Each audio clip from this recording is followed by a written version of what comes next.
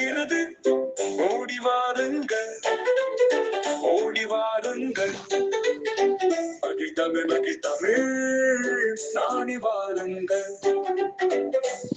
மகிழ்ந்து படிக்கவும் தமிழை வளர்க்கவும் தமிழ் தமிழ் உங்களை அழைக்கிறது. ஓடி வாருங்கள், ஓடி வாருங்கள். மகிழ் தமிழ் நாடி வாருங்கள். மகிழ்ந்து படிக்கவும் தமிழை வளர்க்கவும் தமிழ் உங்களை அழைக்கிறது. ஓடி வாருங்கள்.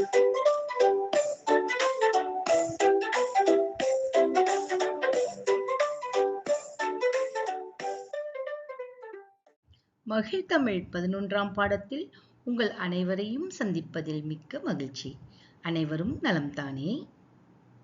வாருங்கள், இன்றைய பாடத்திற்கு செல்வோம். அ ஆ இ ஈ உ ஊ ஏ ஏ ஐ ஓ ஓ ஔ. இவை அனைத்தும் என்னவென்று பார்க்கின்றீர்களா?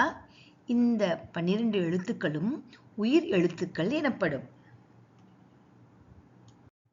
உயிர் எழுத்துக்கள் ஒரு சொல்லின் ஆரம்பத்தில் மட்டுமே வரும். இப்பொழுது சில எடுத்துக்காட்டுகளை காண்போமா?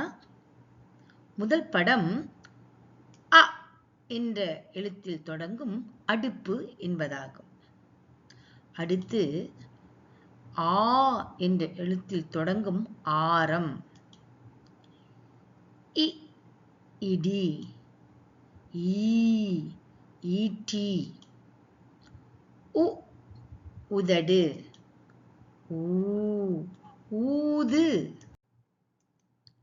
ஏ எறும்பு, ஏ ஏணி, ஐ ஐவர், ஓ ஒட்டகம், ஓ ஓடம், ஔ ஔவை.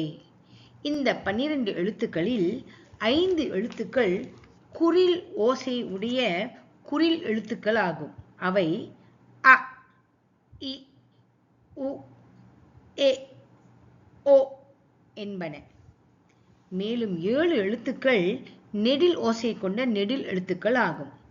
அவை ஆ இ உ ஏ ஐ ஓ ஔ என்பனவாகும். அடுத்து நாம் உயிர் எழுத்துக்களை கொண்டு உருவாக்கப்பட்ட சொற்றொடர்களை வாசிப்போம். படத்தில் நான் காண்பது அடுப்புக்கரி.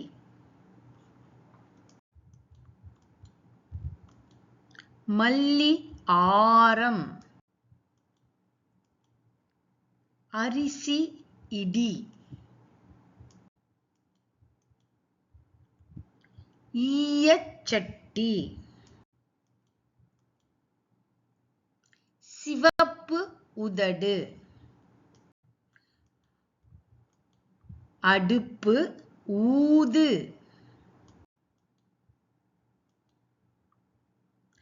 கருப்பு எறும்பு, ஏணி ஏறு,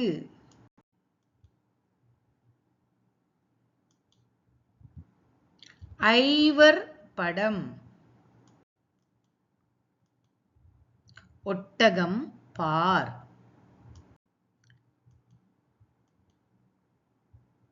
சிறு ஓடம்,